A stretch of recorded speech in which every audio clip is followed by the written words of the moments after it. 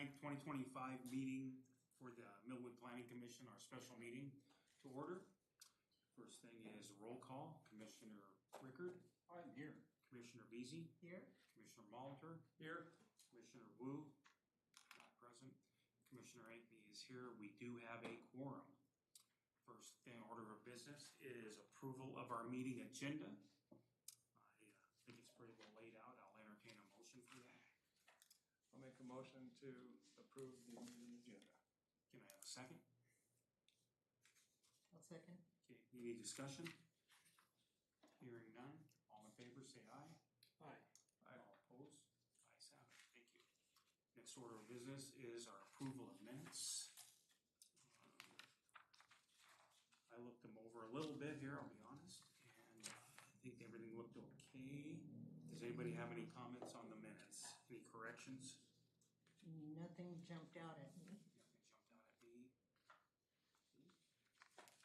Okay, if nobody has anything, I will entertain a motion to approve the minutes from our May 28th meeting. I'll make that motion as well. Okay, do I have a second? Second.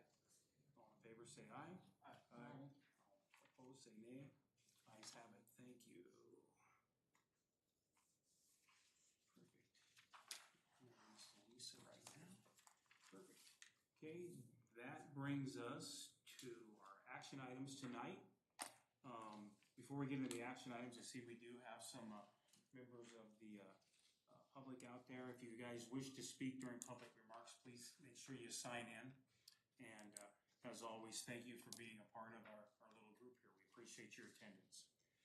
All right, action items. First one is the periodic update, Tier 3 city overview, and I will hand off to you.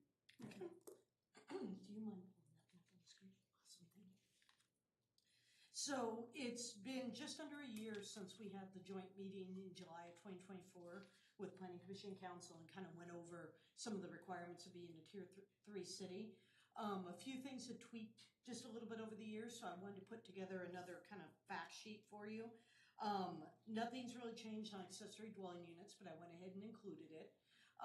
And then the biggest thing I want to make sure everybody's aware of is the city shall not, and it's not a should, it's a shall not, require through development regulations any standards for middle housing that are more restrictive than those required for detached single-family residences, but may apply any objective development regulations that are required for single-family residences, including but not limited to setback, lot coverage, stormwater, clearing, and tree canopy and retention requirements. The reason I wanted to make sure I brought that up was as we're going through the comp plan and kind of outlining the big picture, I just want to make sure we don't do anything that sets us sideways for when we get to the implementation side.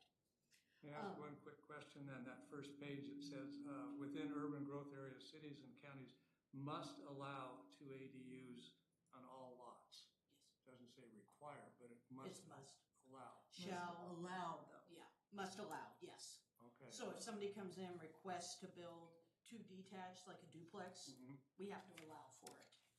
If they request a one built into the house and 1 detached, we have to allow for it. Okay.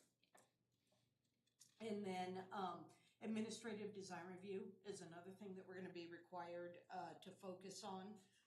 So less going to, there's not a huge amount now, but less going to like planning commission, more to the planning director. That's a focus with the new Tier 3 type standards. Major transit stop, I just included in there for reference for you because it's talked about further down.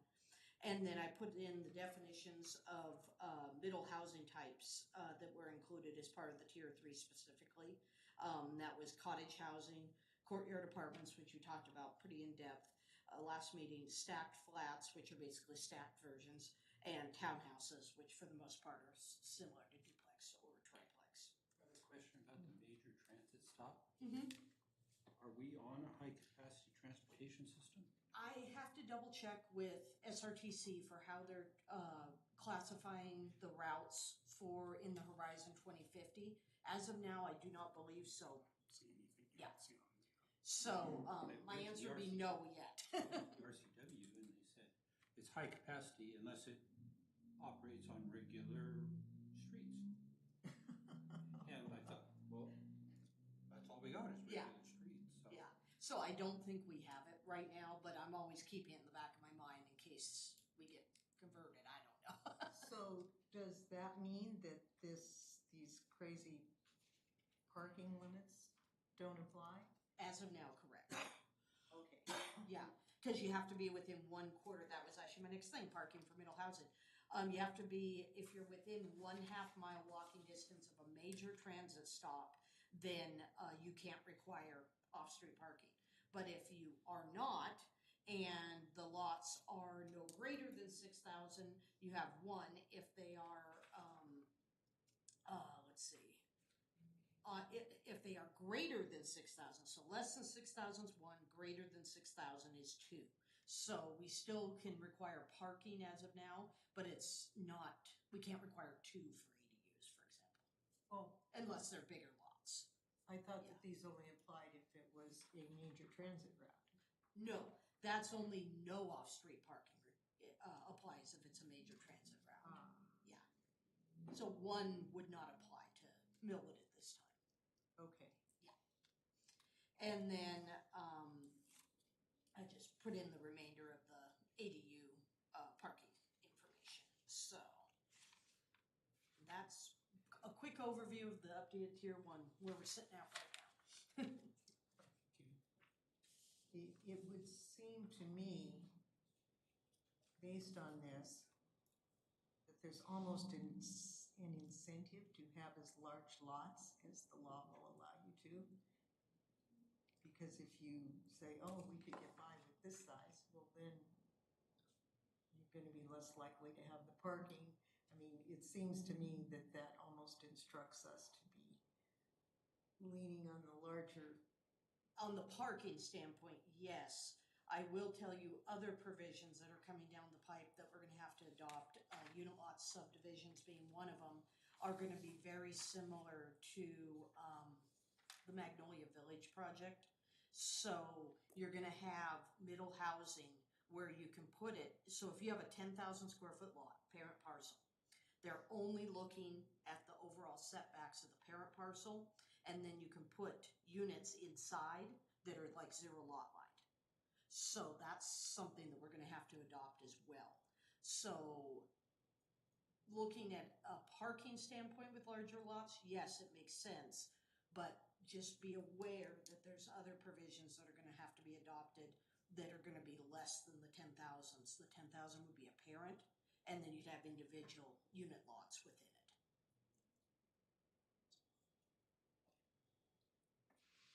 Are there any other questions? Any other questions on the Tier 3 city overview?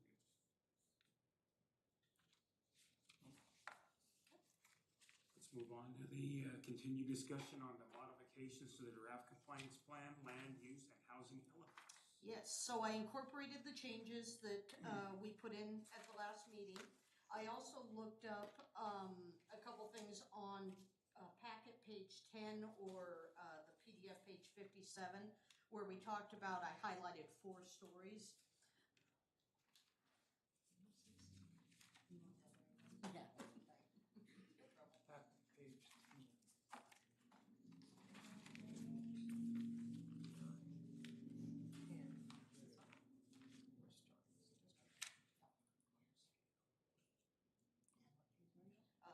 Page 57 or packet page 10. Right.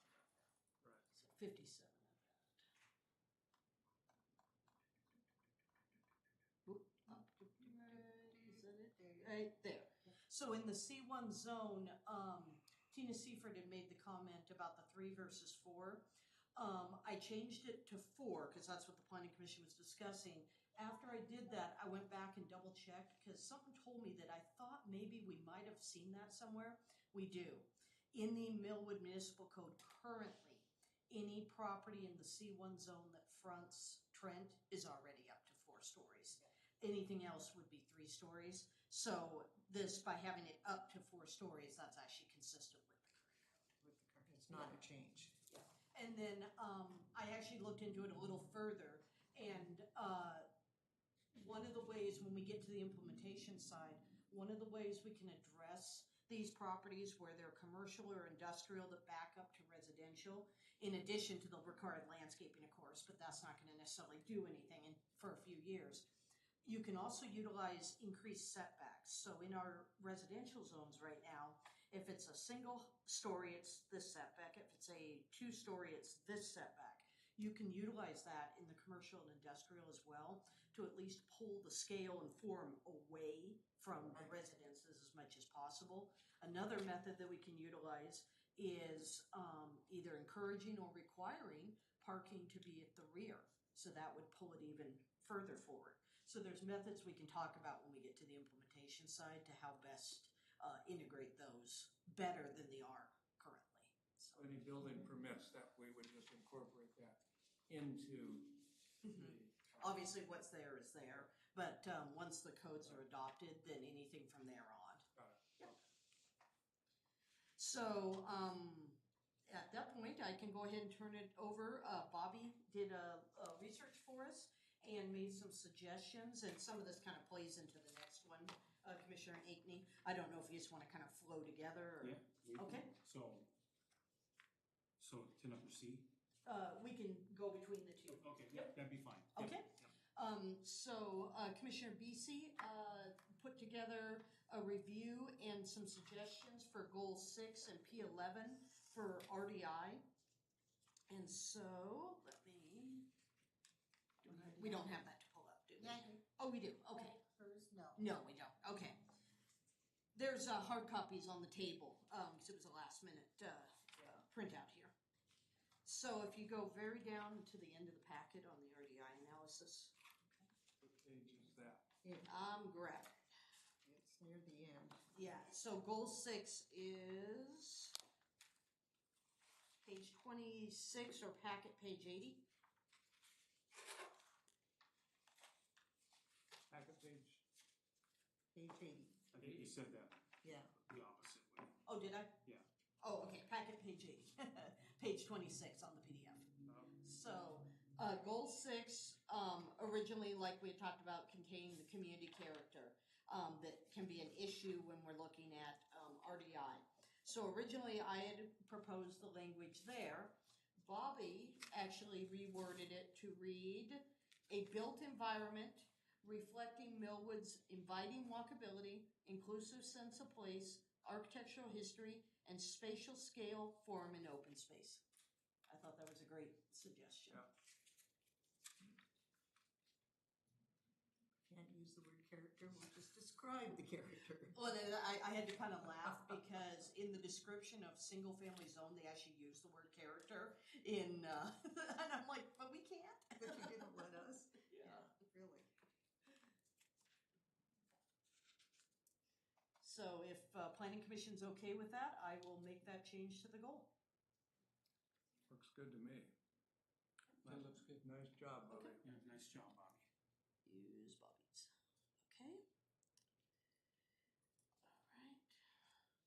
And then the next one down was P11, just a few pages down from there. Oh, next page actually, 81.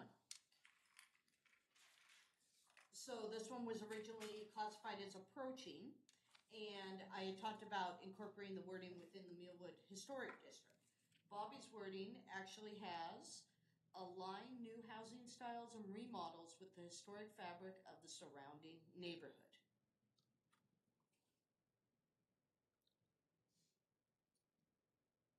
Kind of what I mean. So you just changed design to style. Pretty much, Mhm. yes. Yep.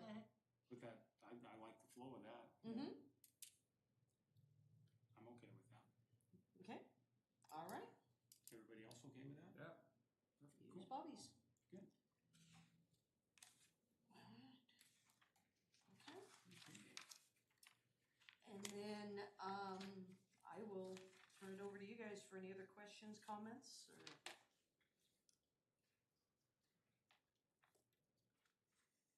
Good job. No, we're good with So, that. so I've got a bunch of stuff on the racially disparate impact analysis. This was in the printouts as well. Okay. So this is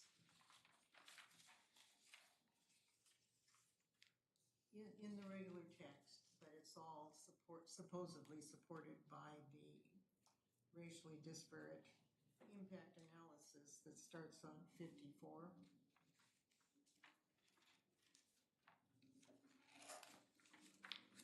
We keep getting, based on data provided by the Washington State Department of Commerce, Millwood's racial distribution has gotten less diverse since 2015. I look up the census numbers. I don't know where the numbers are coming from that are trying to support this statement. But if you look at the census, in 2010, we were 96% white. In 2020, we are 87% white. I don't see how we've become less diverse. And this was the table. We become more diverse by Yeah, 9%, according to the census numbers, where they actually went out and counted each person, where there's no margin of errors involved, no sampling, and Okay, right there. so there's something wrong there, and I don't think that's a valid conclusion. So it was on the key findings on page 2, but also page 10. Oh, packet page 64. Yeah, the first two key findings. Yeah. What page, Just are what not. page are you on? Page 56 is one of them. So what I told Bobby was, I could take another look at this. If it's ACS data, then we can hopefully take it out or try and find, well, I tried to find. So the most part, I can't probably replace it, but if it's commerce data and it has conflicting with like ACS data or census data or something, I won't pull it out as a key finding. So essentially the comment on has gotten less diverse, we can change that to not read the same. Basically, Millwood has a low population of households of color, something, just a general statement like that. But is becoming gradually more diverse over time. Yeah. I think the census data supports that pretty strongly. So Millwood has a small population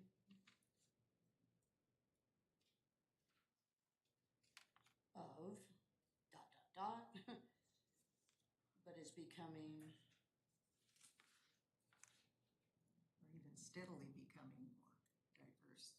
more diverse according to the census. Yes, United States Census numbers.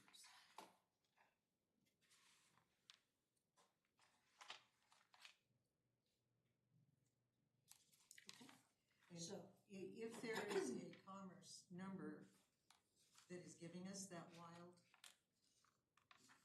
difference, maybe it's a mistake.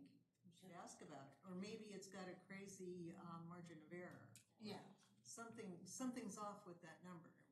Well, and I was told that the percentages are converted by staff, so they're from whatever the reference was. Still. And so it could have been the conversion. So I will take, 10%. Yeah. Actually, more than 10%. 10% would have kept us equal. So, I mean, you're talking a huge. so on the first one, we'll change, or sorry, the second bullet, key finding, and I'll update this throughout. We'll change it to Millwood has a small population of People of color. I people of think is what color we're using. and Latino, yada, yada, but is becoming more diverse according to census numbers. And then I will verify on this third bullet, what we need to update on that, if anything, or if we need to pull it out. So I'll take a look at that one. Yeah, I think. Well, and another example, if you're using the ACS numbers, so they count everybody every 10 years. Right. But they don't ask a whole lot of questions. So if you want to know about people's income and where they live and all of this stuff, they send out questionnaires to people in between. Well, these questionnaires bring back sampled information. information. And you end up with something like those are called the ACS numbers. So in 2015, the ACS numbers said that we had 86 Black or African American persons living in Millwood. The margin of error was 91. So maybe we had 0, maybe we had 180. That's quite a margin of error. Yeah, Yeah. so I think we go with the census numbers, not, and we need these numbers because they're what gives us the housing information and the income information and all that stuff. But I think we maybe even need to be stating margin of errors, or we need to be very careful when you've got. And the thing is, that was just one example. I mean, Asians were 31 with a margin of error of 21. So you're talking, Right. you know, not very exact numbers at all. That's a good catch.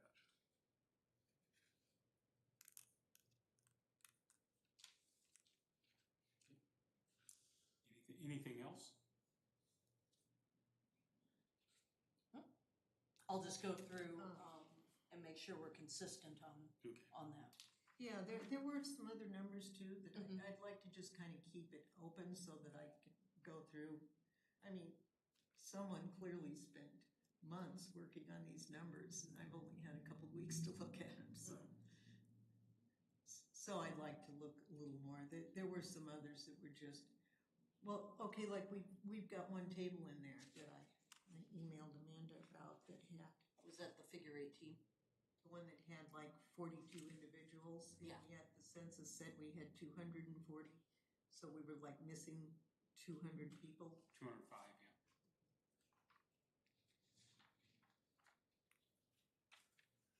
And those are just, like, you know, I haven't gone through thoroughly, those are just ones that popped out at me. Good catches, Bobby.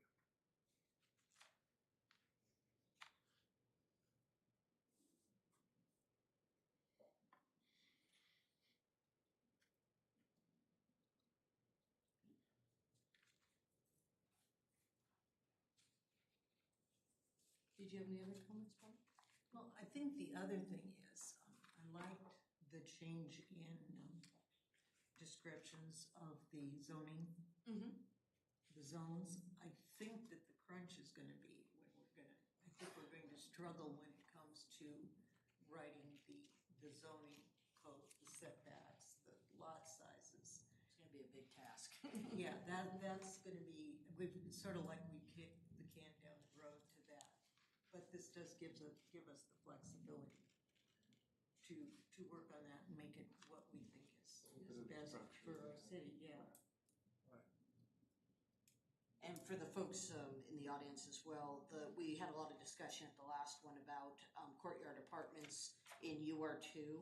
I actually pulled those out and noted them just in UR3. Yeah, I also wondered about, to me, townhouses just don't feel right for UR2 either. I mean, townhouses tend to be tall, multi-story. They're by definition stuck together. So they're tall and they're wide, very often they're close to the road. This is not part of the characteristics of our UR2 zone, which has setbacks and open space and trees and so. Okay.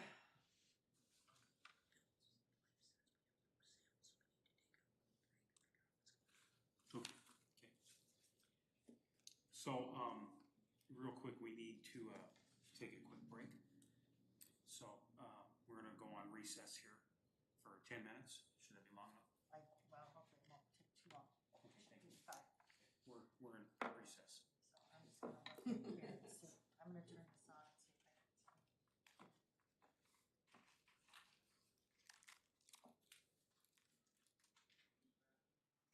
I can see. So, 4:45 this morning, they put out all of the lane Traffic changing, control? traffic control stuff. They weren't working until, I don't know, I think I went to bed about 6 a.m. So they weren't working by that time, but they made sure. You the say you morning- went to bed at 6? What, do you stay up all night? Yeah, that's kind of my schedule. There's sound. This this I for the didn't know that. recording. Yeah, There's sound. I I'm didn't- kind of flopped, which is why this is gonna be a real challenge for them when they get, Yeah, but I get the can't, equipment I out. can't get it any louder. Oh, That's goodness. as loud as I can get. Yeah, Okay. that's gonna be your bedtime. It's fine. And Yeah, yeah, It's been, I was saying, it's been so I'm quiet get the, How long have you been doing that? and headphones feel weird to do Yeah. things, but I know it's been over 20 years, I mean, it's Yeah, a cause this long is, term Bill, since I went on Bill. disability. I mean, There I've is always sound, been it's just a not nice super loud, person. Right. but if with headphones, I then think you Taught can. the same way? There is What? sound. It's taught the same way? No, No, he's not. It's barely. just the opposite It's probably. not loud. He's pulled me one direction, I pulled him the other, so we It do is have being some recorded. time It is together. recording, but it's But, not super loud. But it is But no, loud. Okay. he's not. Okay, so we're good. We're good? We're good. Okay. We are actually good. We're good. If there is sound, so. All right, so we're good. It's just not super loud, and I will try, it gets echoey when but we'll deal with that. Okay. Okay. All right, we're back together. Just let the record reflect that the same commissioners are present. Real quick, Bobby, if I can hop in, I forgot to say that I actually, since we're dealing so much in scale and form, I went through and added additional examples in each one of the descriptions as well. And in the example graphics that we have in here, I took out the more urban design of the townhomes and put in more small town style. Did you Okay. have a chance to see that? I did not see it, I Okay. looked through there, but I didn't. So So on what page? packet page 8, or let's go to UR2 because we're using that as an example. Packet page 9. I included 3 more styles of homes that are in Millwood right now as a second row. I'm sorry, what page we got? Packet page 9 or PDF page 56. Oh, sorry. Yeah, packet page 9 or PDF page 56. Okay, packet page 9. I'm not seeing it in that. UR2, right there. UR2 is page 8, right? UR2, yeah, so right at the top are the pictures, right there. Okay, but I don't see any townhomes. Yeah, and then, so that was the existing, and then on packet page 17 and 18, so the townhomes are on page 18, because those are the ones that didn't fit originally, they were more of an urban design that was provided in the examples. So I went through and hunted and found some that were a little more small town style. Okay. Where are, Packet page 18 or PDF page 65. yeah, those don't look really, to me, those don't look like UR2 either, at all. Oh, I agree. Maybe UR3, I don't see those in UR2 at all. I will disclaimer, we may have a problem pulling townhouses out of UR2. I'll have to look into that. And they're just not, I mean, the others you could make fit, but a whole line of 2-story homes all attached together is just, And you might be able to limit the number. So I've seen in other codes, and actually written in other codes, where they were limited to like 3 or 4 attached. I'd have to verify to see if that's allowed or not. So let me look into that a little bit. okay, and even 3 of these. They're, and I love townhouses, I traveled quite a bit in Europe, and I love their streets full of townhouses, but that's just wrong for what we have going. And I think that, I mean, we're doing a lot of things right. We have people out walking, we have a pleasant place, we are becoming more diverse over time. I'd hate to screw it up by, I want to ruin the character, right? correct, correct. And we wanna build on it, make it Yeah. more, accentuate it, Yeah, some of not those, take away from it. some of those pictures do not seem to fit the way that Yeah, I don't see that any on the townhouse line. Yeah. And actually, we reference them in UR1 too. UR1, UR2, and UR3. Well, I can see UR3, I don't picture them in one or two, they're just wrong. And, yeah.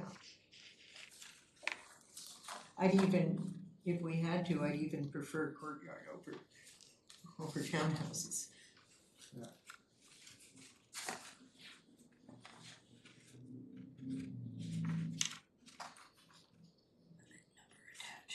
Okay. Let me look into that and I'll have it for the next meeting. Perfect. Yeah.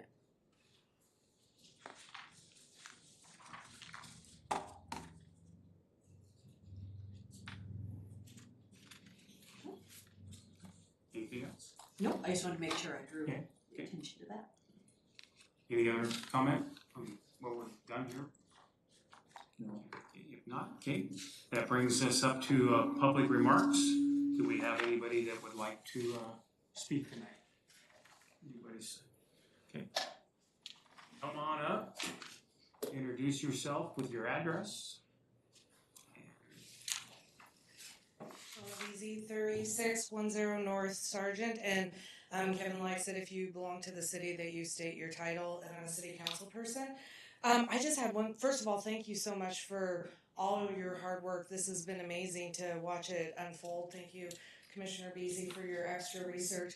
I did have one question, Amanda, from something you stated earlier in the meeting. You said that there's something coming down the pipe that says that the mother unit or the mother property only needs to be 10,000 square feet, and then it exempts what's inside in the subdivisions. Can you elaborate a little on that? So there's a lot of more innovative housing and subdivision standards that are coming down the road. One of them is unit lot subdivision, and we'll have to have that implemented as part of this periodic update. And what it does, and similar standards, you take a parent lot, and so we'll just say UR1, for example, a 10,000 square foot parent lot.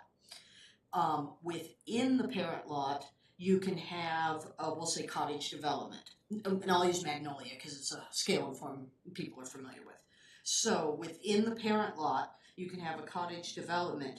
Those have to meet the setbacks. So depending on how they're orientated, it'd be the setbacks 25 foot, 5 foot, like Magnolia is 25 foot to the sides because it's orientated to a center street.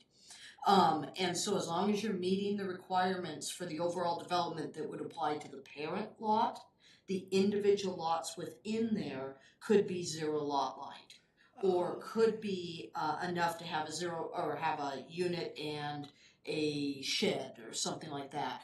It depends on how the jurisdiction wants to do it. I think Spokane goes just the footprint. I think some of the others go out just a little bit bigger, but what you're looking at is essentially like a cottage within multiple cottages within an overall parent lot. And so that's a unit lot subdivision example. But there's a few others that they're looking at too. I think there's an administrative lot line separation where if a lot has never been divided, you can administratively divide it in half as long as the two lots together meet the parent. There was a few things that are coming down the line in order to get all this infill housing in. Do we have a minimal lot size? Because 10,000 is less than a quarter acre. So, I mean, you're talking about subdividing quarter acre lots? So, yeah, you can subdivide way smaller than that. As long as the parent lot meets the underlying code, it could qualify for like a unit lot subdivision. Yeah. Okay. Is there a minimum? I mean, would you subdivide it like a 10-acre lot? Because that's as small as they get in through the city of Spokane, and that is considered tiny. Yeah, I thought it was either 1,000 or 2,000 square foot. I can't remember something. But if it goes zero lot line, then it's just the size of the building. The other provision to that was, and let me think here for a minute. When I had Commerce review all of our graphs and everything, they called out the 10,000 square foot lot size. And the reason they called it out is we have our bulk density standards, we have our lot size standards, you have your setback standards. They don't all play together. So they said we gotta work on that. And so we'll have our bulk density standards that you cannot exceed those. That is it. And that is what we'll control for sure. And then once we get to the implementation side, as Commissioner Vesey said, we really have to work on making things fit together with the setbacks, the lot sizes, all that. I appreciate the clarification. Thank you. Thank you. Anybody else? Mr. Beasy, come on up. Tom Beasy, 8610 East South everyone.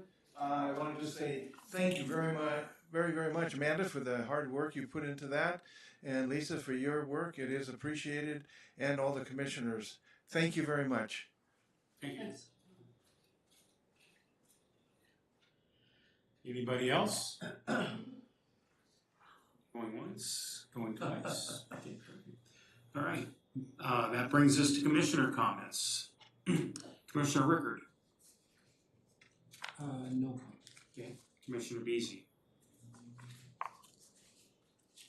Nothing at this time. Commissioner Mullet. No additional comments. Okay, perfect. My comment is Lisa, I wish you good luck. I'm sure your phone is ringing off the hook. If it hasn't started this morning, it's going to start. And I pity Argonne when a train comes through. But on the flip side, those type of jobs are what keep me employed. So I'm gonna say that. But your traffic is gonna be horrendous here. So other than that, I do appreciate the public coming and participating in our meetings. It does make a difference. So once again, thank you, everybody. And I do appreciate the fact that we have pared this down to try to make hour-long meetings out of our heavy load that we have to do here. So with that, the next meeting I am sure is what, the last Wednesday of the month? Oh, right, we were. Okay. Before we leave commissioner's comments, what was this about? Oh, this is, I've been asking for this for 5 years at least. This was for Bobby's request last night. And I got this from Matt Gillis. That's the light fixtures that will be on. To put 4 of these in the historic district, Oh, perfect. business district. You spearheaded that effort? No, I spearheaded what did they look like, because some of the original drawings had these very Victorian filigree things that would just be totally not appropriate. And I'm like, well, let's look at them before they go in and make sure they're. They did have to add the one above to go over the street. Oh, yeah, But yeah, we knew that. Yeah. It was more how much filigree and fanciness was gonna be involved. And the planners alongside him are a nice touch. That's perfect. Cool. Okay. Well, except the planters, I don't think I are don't know if that's gonna practical. fly or I mean, not. Yeah. I have been gardening on Argonne for 30 years now. It is next to impossible to keep plants alive out in that sun, and they aren't plumbed for water. You know, I've got mine on a drip, and it's still challenging. So I suggest pennants, Oh, there you go. flags, things that flap to get people's attention, bright colored, take a lot less The maintenance. artificial flowers are all the rage now. At least they are in my house. All right, do we have a date for the next meeting? Yes, so, do you want me to, okay. So, there is not staff to clerk the June 25th, so we are gonna have to go with a special meeting and cancel June 25th. We were looking last time at Tuesday, July 1st at 6 p.m. The 30th was already taken, so the 1st was the next one available after the 25th, when Lisa would be able to clerk. July 1st? July 1st at 6 p.m., it's a Tuesday. That work? It's a few days, hopefully in advance of 4th of July, so it won't affect travel plans. Does that work for everybody? Works for me. I know at this point. Okay, and then You say July 1st? Yeah. Tuesday, July 1st at 6 p.m. Okay. Okay. And then we would have the packet out before Lisa leaves for vacation, so we'd be looking at, hopefully, Wednesday the 18th, you would receive it, so you'd have almost 2 weeks. to go through it. Cool, perfect. Yeah. Okay, Okay, we will go ahead and notice that out. okay, perfect. Any additional comments from anybody? When I turned off my phone, when do we have our joint meeting? The following week? Yes. July 8th? Yes, July 8th at 5 o'clock. Okay. Yep. I know, I've got that on my calendar, I just couldn't remember. Yeah, we gotta issue that notice too. Thank you. Cool. Okay. Well, with that being said, I will entertain a motion to adjourn. I move to adjourn. Okay, do we have a second? I'll second. Okay. All in favor, say aye. Aye. All opposed? Meeting adjourned. You've done a lot of work on this body, that's amazing. Yeah.